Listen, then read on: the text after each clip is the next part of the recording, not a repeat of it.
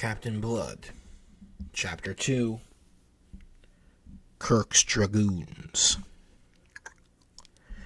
Oglethorpe's farm stood a mile or so to the south of Bridgewater, on the right bank of the river. It was a straggling Tudor building showing gray above the ivy that clothed its lower parts. Approaching it now, through the fragrant orchards, amid which it seemed to drowse in Arcadian peace beside the waters of the Perrette, sparkling in the morning sunlight, Mr. Blood might have had a difficulty in believing it part of a world tormented by strife and bloodshed.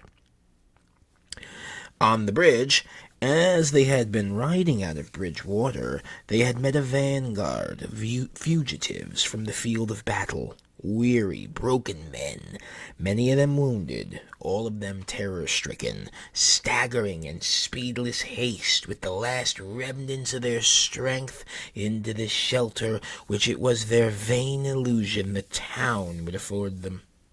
Eyes glazed with lassitude and fear looked up piteously out of haggard faces at Mr. Blood and his companion as they rode forth. Hoarse voices cried a warning that merciless pursuit was not far behind. Undeterred, however, young Pitt rode amain along the dusty road by which these poor fugitives from that swift rout on Sedgemoor came flocking in ever-increasing numbers. Presently he swung aside, and quitting the road, took to a pathway that crossed the dewy meadowlands. Even here they met odd groups of these human deerlicks, who were scattering in all directions, looking fearfully behind them as they came through the long grass, expecting at every moment to see the redcoats of the dragoons. But as Pitt's direction was a southward one, bringing them ever nearer to Feversham's headquarters, they were presently clear of that human flotsam and jetsam of the battle, and riding through the peaceful orchards heavy with the ripening fruit that was soon to make its annual yield of cider. At last they alighted on the kidney stones of the courtyard, and Baines, the master of the homestead, grave of countenance and flustered of manner, gave them welcome.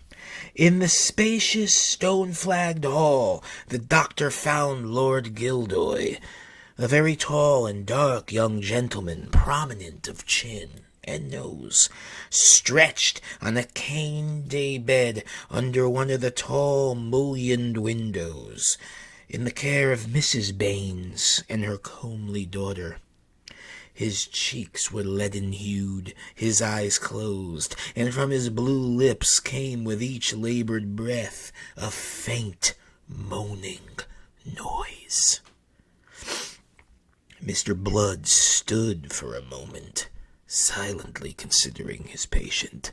He deplored that a youth with such bright hopes in life as Lord Gildoy's should have risked all, perhaps existence itself, to forward the ambition of a worthless adventurer. Because he had liked and honored this brave lad, he paid his case the tribute of a sigh.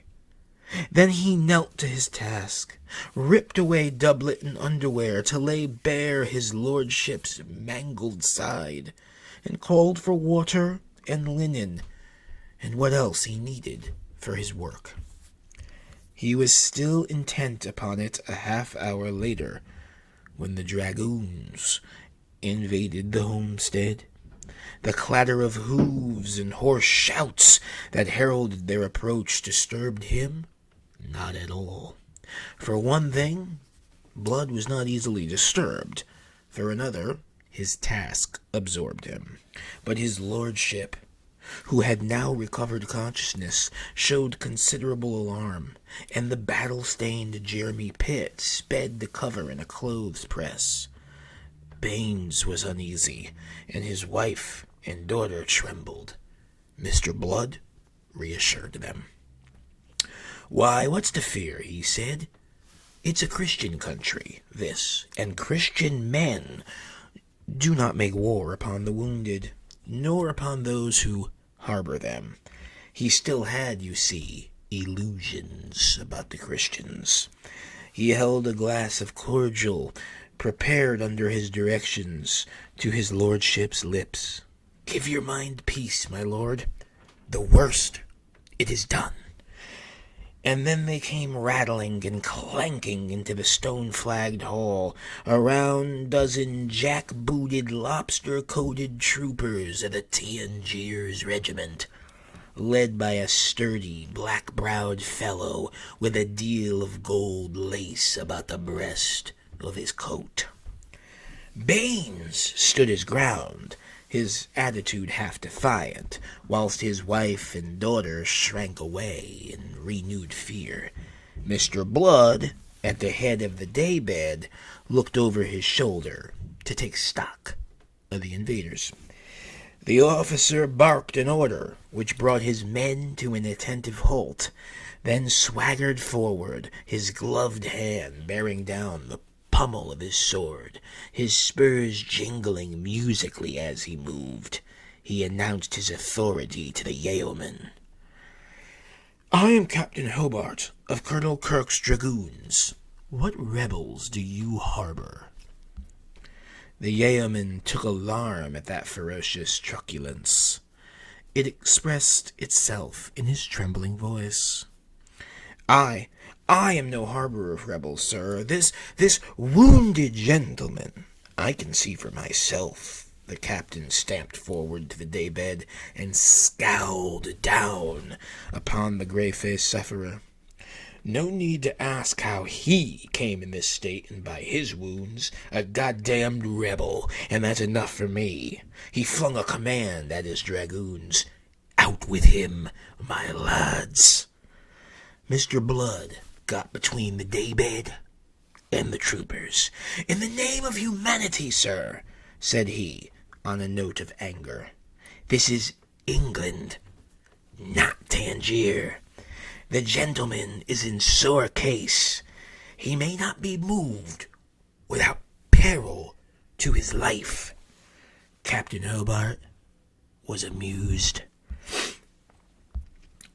"Oh, I am to be tender of the lives of these rebels? Odds blood, do you think it's to benefit his health we're taking him? There's gallows being planted along the road from Weston to Bridgewater, and he'll serve for one of them as well as another.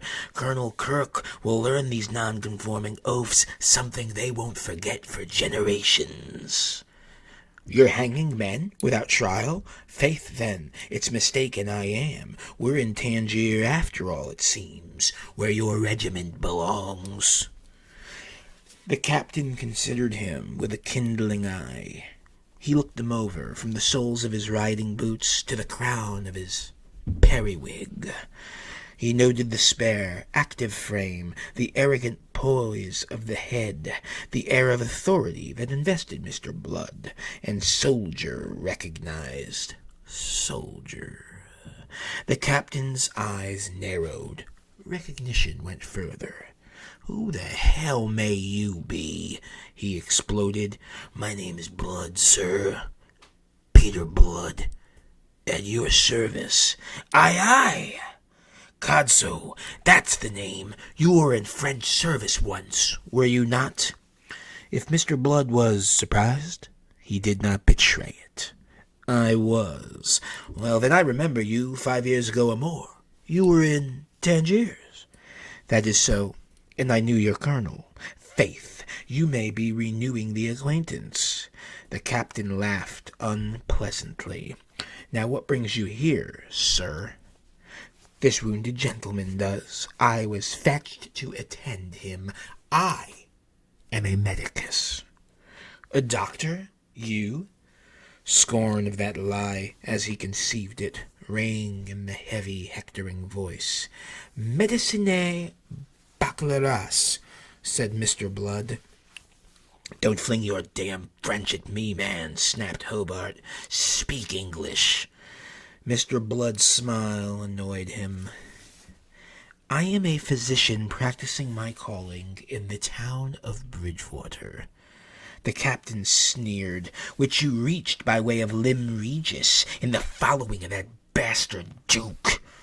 It was Mr. Blood's turn to sneer now. "If your wit were as big as your voice, my dear, it is the great man you'd be by this." For a moment that dragoon was speechless. The color deepened in his face. "You may find me great enough to hang you. Faith, yes, you've the look and the manners of a hangman. But if you practice your trade on my patient here, you may be putting a rope around your own neck. He's not the kind you may string up, no questions asked. He has the right to trial, and the right to a trial by his peers." "Oh, by his peers?" The captain was taken aback by those words, which Mr. Blood had stressed. Sure now, any but a fool or a savage would have asked his name before ordering him to the gallows, for the gentleman is my Lord Gildoy. And then his lordship spoke for himself in a weak voice.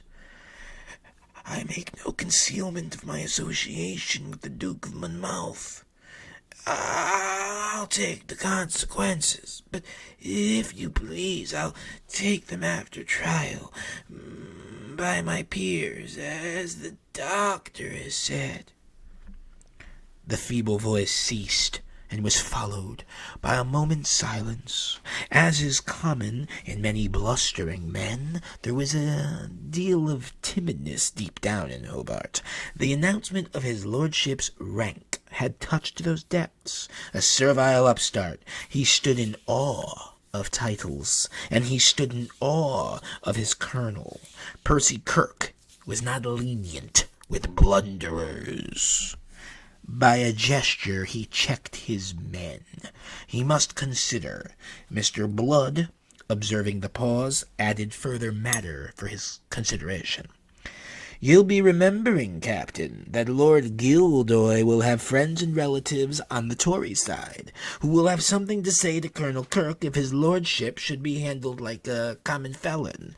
You'll go warily, Captain, or as I've said, it's a halter for your neck you'll be weaving this morning." Captain Hobart swept the warning aside with a bluster of contempt, but he acted upon it none the less. "Take up the daybed," said he, "and convey him on that to Bridgewater. Lodge him in the jail until I take order about him." "He may not survive the journey," Blood remonstrated. "He's in no case to be moved, I've said." "So much the worse for him. My affair is to round up rebels." He confirmed his order by a gesture.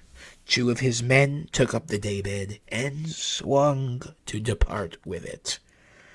Gildoy made a feeble effort to put forth a hand towards Mr. Blood. "Sir," he said, "you leave me in your debt. If I live, I shall study how to discharge that debt." Mr. Blood bowed for answer. Then to the men, "Bear him steadily," he commanded. "His life depends on it." As his lordship was carried out, the captain became brisk. He turned upon the yeoman. "What other cursed rebels do you harbor?" "None other, sir. His lordship." "We've dealt with that lordship for the present, and we'll deal with you in a moment when we've searched your house. And by God, if you've lied to me—" He broke off, snarling, to give an order. 4 of his dragoons went out. In a moment they were heard moving noisily in the adjacent room. Meanwhile the captain was questing about the hall, sounding the wainscoting with the butt of a pistol. Mr. Blood saw no profit to himself in lingering. "By your leave, it's a very good day I'll be wishing you," said he. "By my leave! You'll remain a while," the captain ordered him. Mr. Blood shrugged. He sat down. "You're tiresome," he said. "I wonder your colonel hasn't discovered it yet." The captain did not heed him. He was stooping to pick up a soiled and dusty hat, in which there was pinned a little bunch of oak leaves. It had been lying near the clothes-press in which the unfortunate Pitt, you'll remember, had taken refuge. The captain smiled malevolently. His eyes raked the room, resting first sardonically on the yeoman, then on the two women in the background, and finally on Mr. Blood, who sat with one leg thrown over the other, in an attitude of indifference that was far from reflecting his mind. Then the captain stepped to the press and pulled open one of the wings of its massive oaken door. He took the huddled inmate by the collar of his doublet and lugged him out into the open. "And who the devil is this?" quoth he. "Another nobleman?" Mr. Blood had a vision of those gallows of which Captain Hobart had spoken, and of this unfortunate young shipmaster going to adorn one of them, strung up without trial, in the place of the other victim of whom the captain had been cheated. On the spot, Blood invented not only a title, but a whole family for the young rebel. "Faith, ye have said it, Captain. This is Viscount Pitt, first cousin to Sir Thomas Vernon, who's married to that slut Moll Kirk, sister to your own colonel, and sometimes lady-in-waiting upon King James's queen." Both the captain and his prisoner gasped. But whereas thereafter young Pitt discreetly held his peace, the captain rapped out a nasty oath. He considered his prisoner again. "He's lying, is he not?" he demanded, seizing the lad by the shoulder, glaring into his face. "He's rallying Rue, by God!" "If ye believe that," said Blood, "hang him. See what happens to ye." The dragoon glared at the doctor, then at his prisoner. "Ha!" He thrust the lad into the hands of his men. "Fetch him long to Bridgewater. Make fast that fellow also." He pointed to Baines now. "We'll show him what it means to harbor and comfort rebels." There was a moment of confusion. Baines struggled in the grip of the troopers, protesting vehemently. The terrified women screamed until silenced by a greater terror. The captain strode across to them. He took the girl by her shoulders. She was a pretty golden-headed creature, with soft blue eyes that looked up entreatingly, piteously into the face of the dragoon. He leered upon her, his eyes aglow, took her chin in his hand, and set her shuddering by his brutal kiss. "It's in earnest," he said, smiling grimly. "Let that quiet you, little rebel, till I've done with these rogues." And he swung away again, leaving her faint, trembling in the arms of her anguished mother. His men stood, grinning, awaiting orders, the two prisoners now fast pinioned. "Take them away. Let Cornet Drake have charge of them." His smoldering eye again caught the cowering girl. "I'll stay a while to search out the place. There may be other rebels hidden here." As an afterthought, he added, "And take this fellow with you." He pointed to Mr. Blood. "Be stir." Mr. Blood started out of his musings. He had been considering that in his case of instruments there was a lancet, with which he might perform on Captain Hobart a beneficial operation. Beneficial, that is, to humanity. In any case, the dragoon was obviously plethoric, and would be the better for a bloodletting. The difficulty lay in making the opportunity. He was beginning to wonder if he could lure the captain aside with some tale of hidden treasure, when this untimely interruption set a term to that interesting speculation. He sought to temporize. "Faith, it will suit me very well," said he, For Bridgewater is my destination, and but that ye detained me, I'd have been on my way thither now. Your destination there will be the jail. Ha! You're joking. There's a gallows for you if you prefer it. It's merely a question, now or later. Rude hands seized Mr. Blood, and that precious lancet was in the case. It was on the table, and it was out of reach. He twisted out of the grip of the dragoons, for he was strong and agile, but they closed with him again immediately and bore him down. Pinning him to the ground, they tied his wrists behind his back, and then they roughly pulled him to his feet again. "Take him away," said Hobart shortly, and turned to issue his orders to the other waiting troopers. "Go search the house, attic to cellar, then report to me here."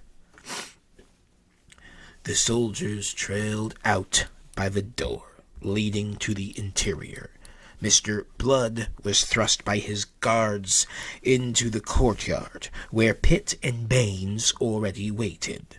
From the threshold of the hall he looked back at Captain Hobart, and his sapphire eyes were blazing. On his lips trembled a threat of what he would do to Hobart if he should happen to survive this business.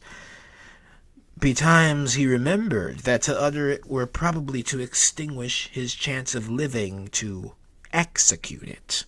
For today the king's men were the masters in the West, and the West was regarded as enemy country, to be subjected to the worst horror of war by the victorious side. Here a captain of horse was for the moment lord of life and of death.